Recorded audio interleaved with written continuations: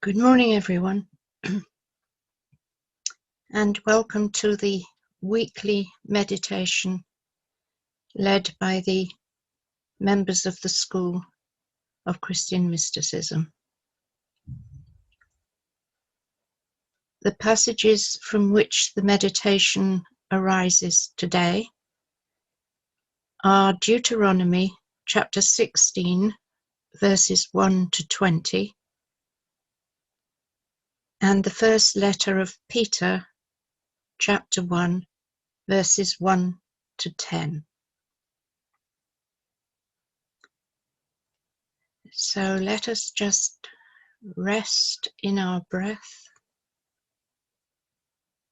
allowing its rhythm to cradle us into silence.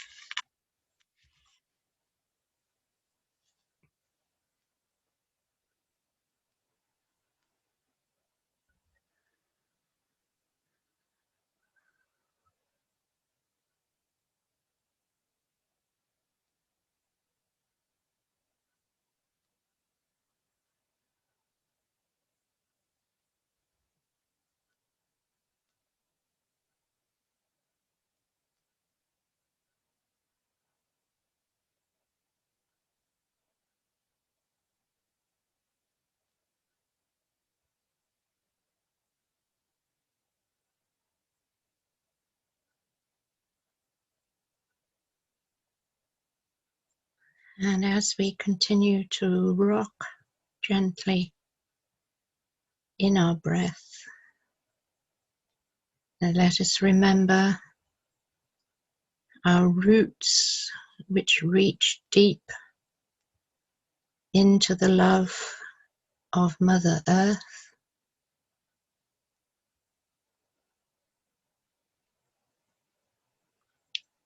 holding us securely in time and place.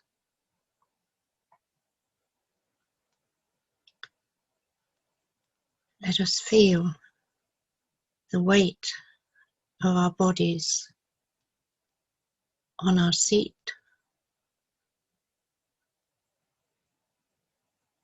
the feet on the firmness of the ground.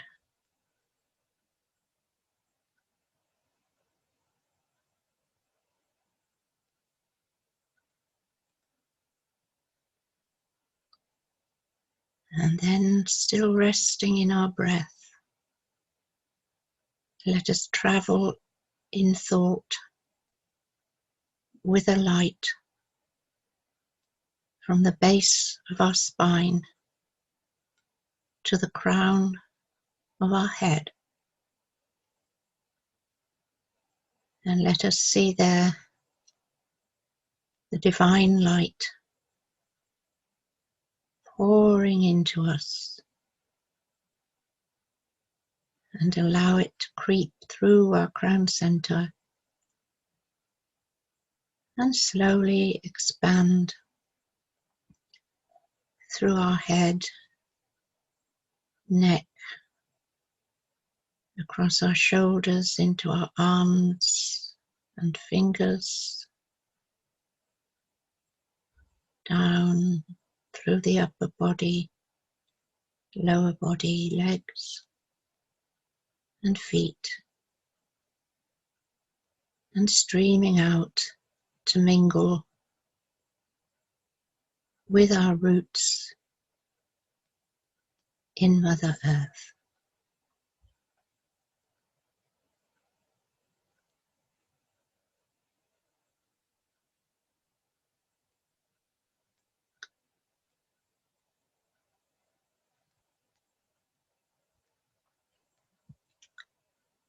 And a theme that sprang to me out of the passages this morning was that of time and the timeless.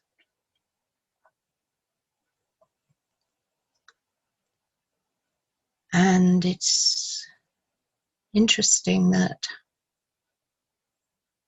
for those of us who were at the service this morning, Tim began with a reference to the poet Henry Vaughan, Welsh poet, because this morning's meditation might be described as a poetry fest.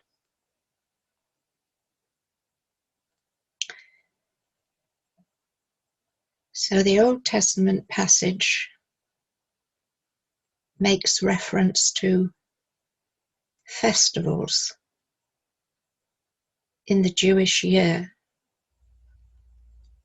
It begins with pointing to the month of Abib or Aviv, which is the month of the Passover,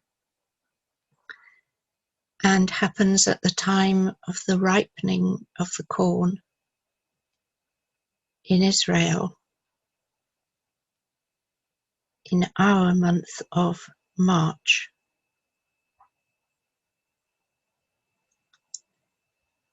It then continues with a reference to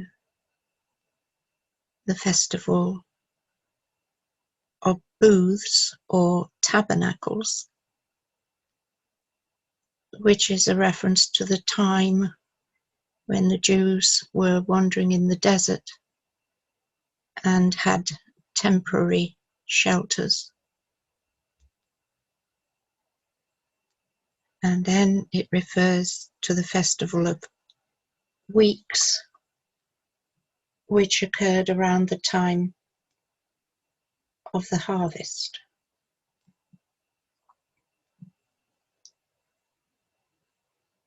So these festivals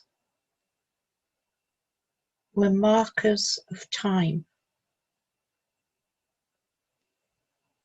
the passing of time.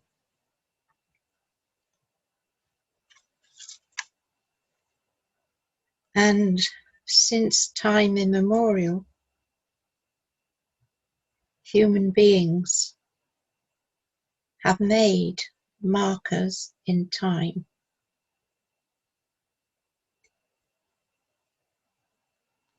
Goddess religions had regular festivals that measured the turning of the year, as did the Greeks. The Celts marked the changing seasons. This weekend has been the weekend of Beltane,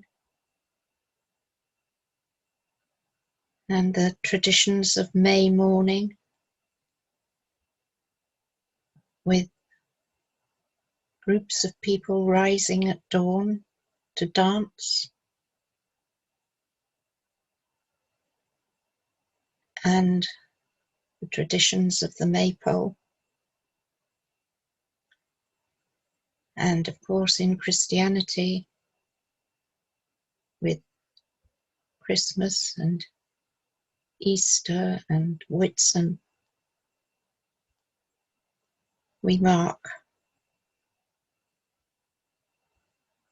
the changing times of the year. In our own personal lives, we have birthdays and anniversaries.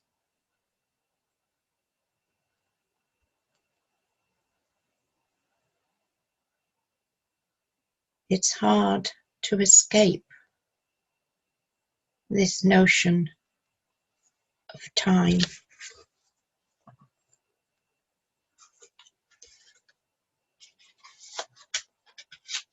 And to be, as Dylan Thomas describes, as a child in his poem Fern Hill.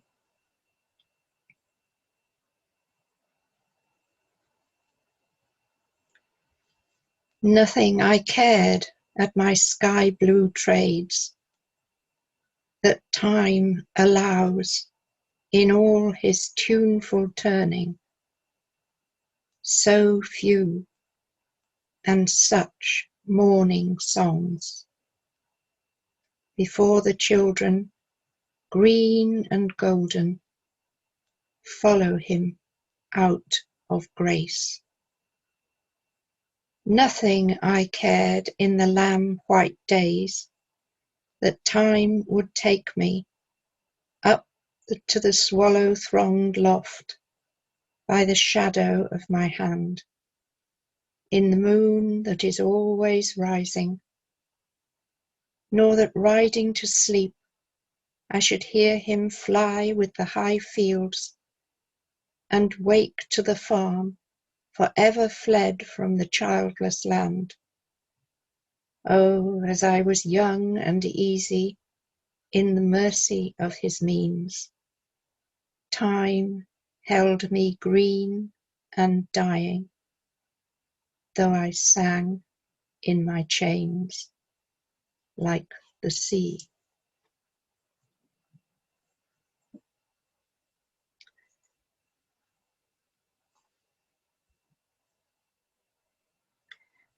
So let us enter now into a reverie.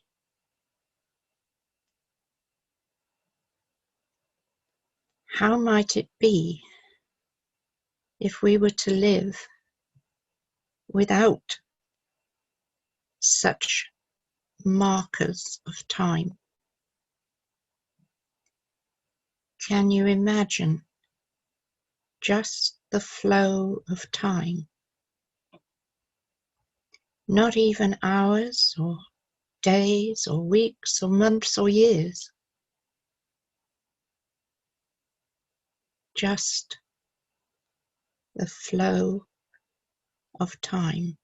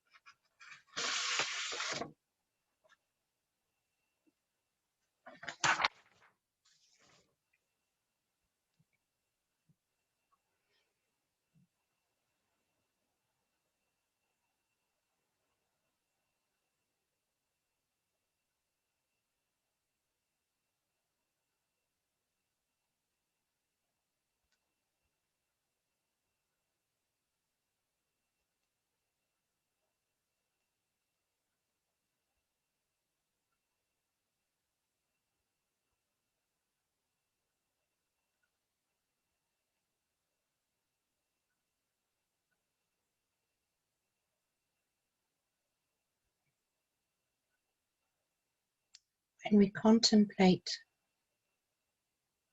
time,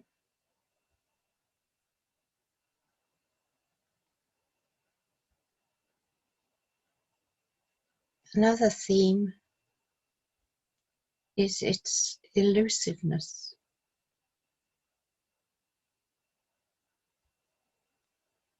A little later in his letter, Peter recalls a passage in Isaiah and Psalm 103 when he recites, "All flesh is like grass, and all its glory like the flower of grass. The grass withers, and the flower falls."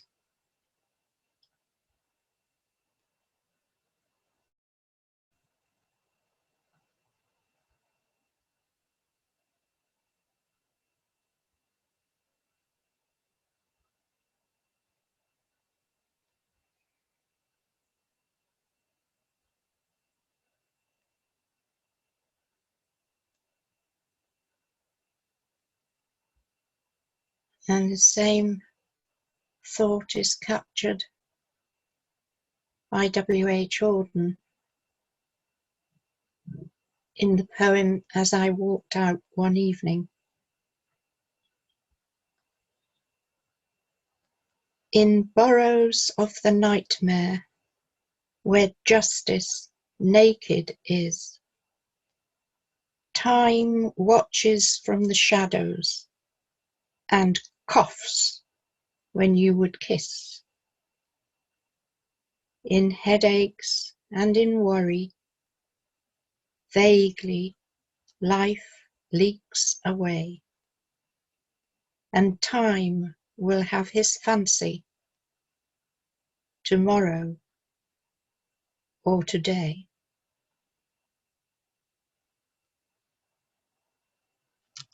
So continuing your reverie, perhaps recall a moment when you were completely lost in whatever you were doing, and time caught you out.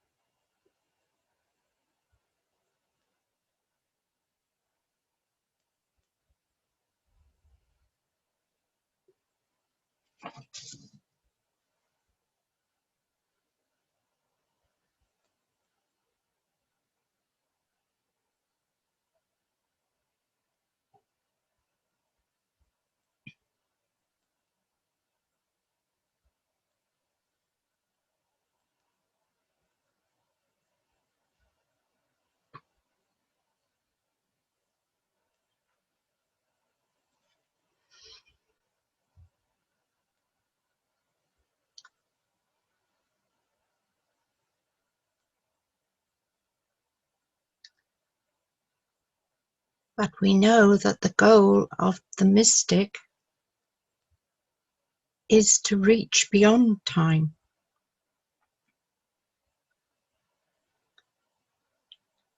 to reach, in Peter's words, the inheritance that is imperishable, undefiled, and unfading, kept in heaven for you.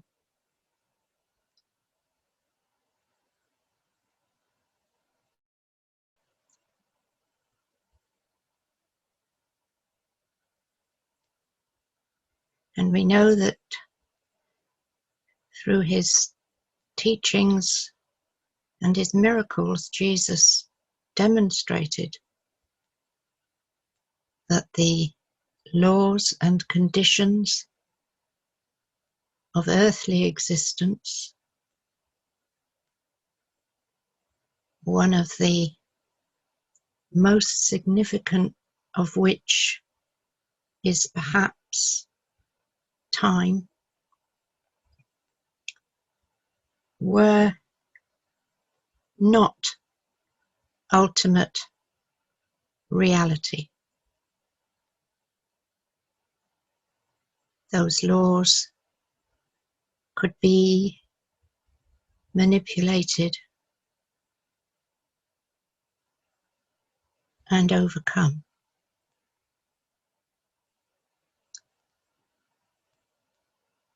And this is what we try to do when we sit in contemplation. We seek to move beyond time.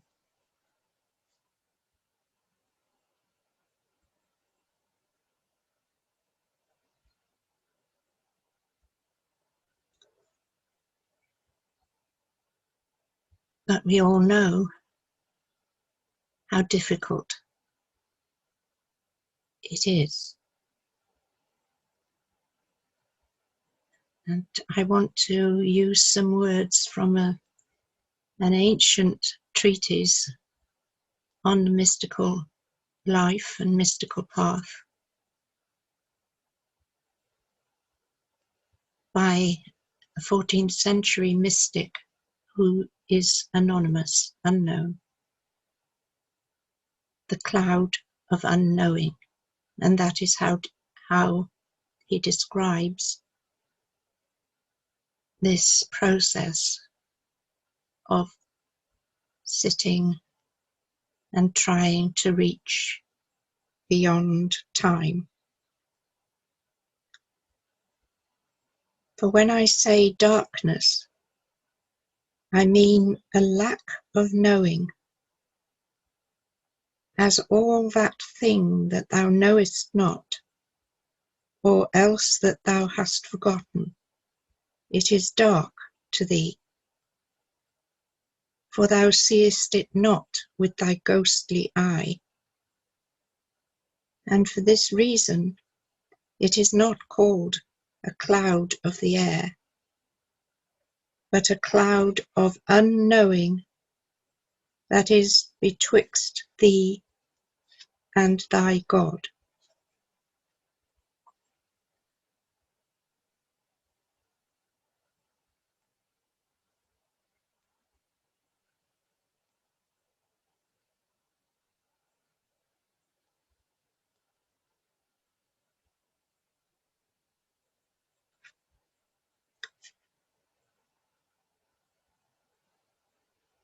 But fortunately, this mystic gives us guidance as to how to pierce that cloud of unknowing.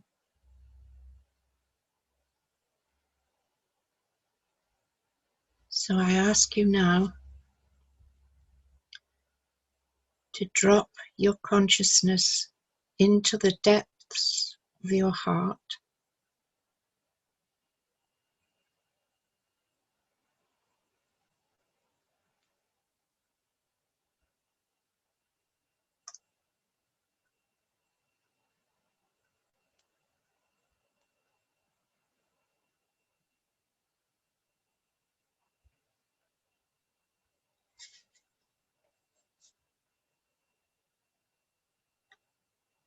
and beat evermore on this cloud of unknowing that is betwixt thee and thy God,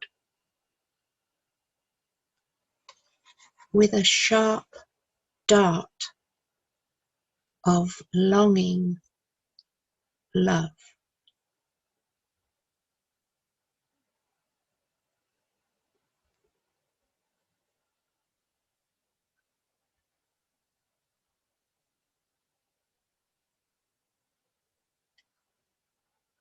In the depths of your heart,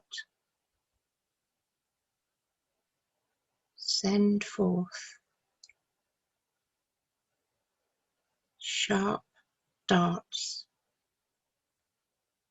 of longing love.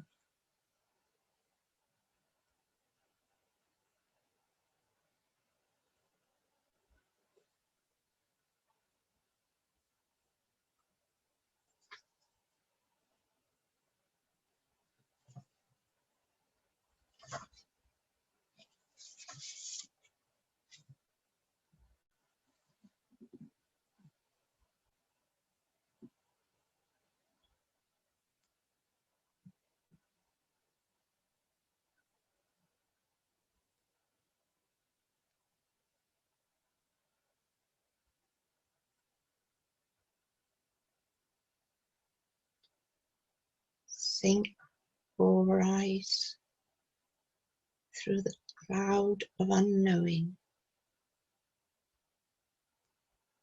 with a sharp dart of longing love.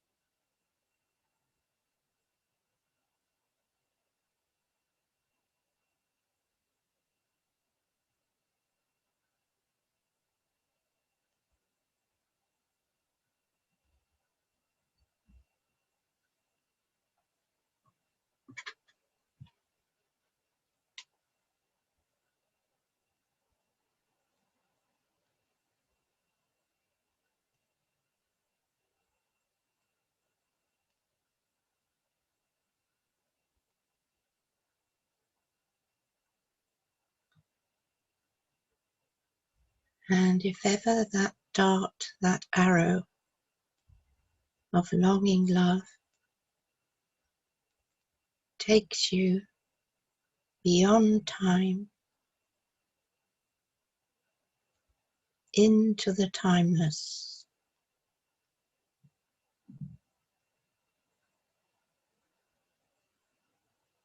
only the works of the imagination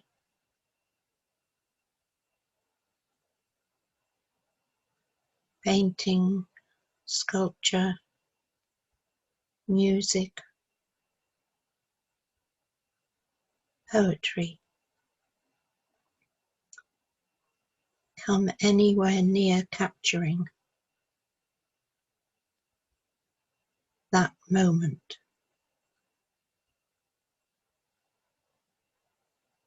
Here are some of my favourite attempts. 2 from Wordsworth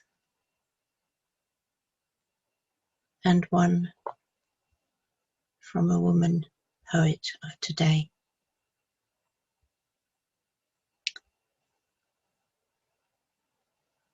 From the Ode on the Intimations of Immortality. And I have felt a presence that disturbs me with the joy of elevated thoughts, a sense sublime of something far more deeply interfused, whose dwelling is the light of setting suns, and the round ocean, and the living air, and the blue sky, and in the mind of man, a motion and a spirit that impels all thinking things, all objects of all thought, and rolls through all things.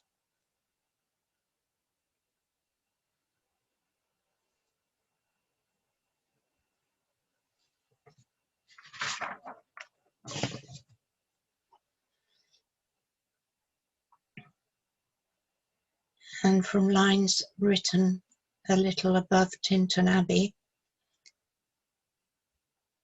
these beauteous forms, through a long absence, have not been to me as is a landscape to a blind man's eye, nor less, I trust, to them I may have owed another gift, of aspect more sublime, that blessed mood in which the burthen of the mystery, in which the heavy and the weary weight of all this unintelligible world is lightened, that serene and blessed mood in which the affections gently lead us on, until the breath of this corporeal frame and even the motion of our human blood almost suspended, we are laid asleep in body and become a living soul, while with an eye made quiet by the power of harmony and the deep power of joy, we see into the life of things.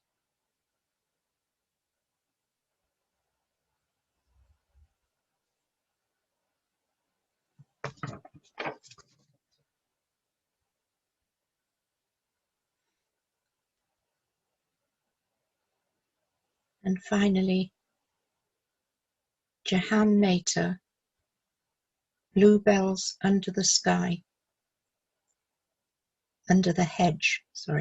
Bluebells Under the Hedge, written in 2004. I am unhooked. It's the way you stand there, like hope, between the mutilated hedges and the barbed wire, scraps of fallen sky, ringing with the praise of being in a blue so loud my heart can hardly handle it.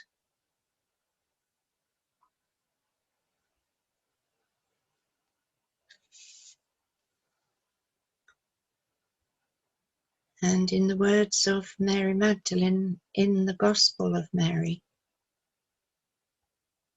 I go now into silence.